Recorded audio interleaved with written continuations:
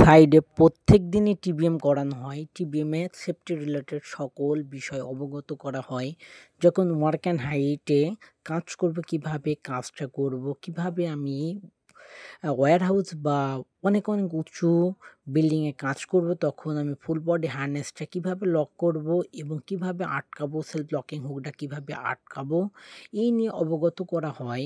এবং যখন আমি হাইটে কাজ করব, তখন আমাকে সেলফ লকিং হুকটা এমনভাবে আটকাতে হবে যাতে আমার শরীরের ওয়েট ক্যাপাসিটি ধরে রাখতে পারে। এবং আমরা যখনই কাজ করব, তখনই খেয়াল রাখবো আমার সেলফ লকিং হুকটা আটকানো আছে কি না।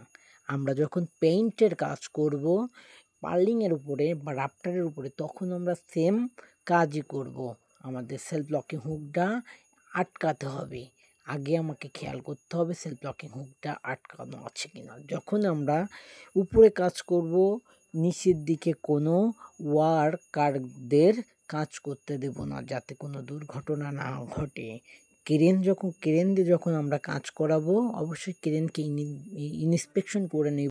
করার সময় আমি খেয়াল করব আমার নিচে কোনো বস্তু, আগুন ধরার মতন বস্তু আছে কিনা। করলে সরিয়ে যখন আমি উপরে পাইলিং আমাকে অবশ্যই হ্যান্ডগুলো আমাকে খেয়াল রাখতে হবে। আমার ওয়েল্ডিং এবং ওয়েল্ডিং গোগলস মাস্ট বি থাকতে হবে।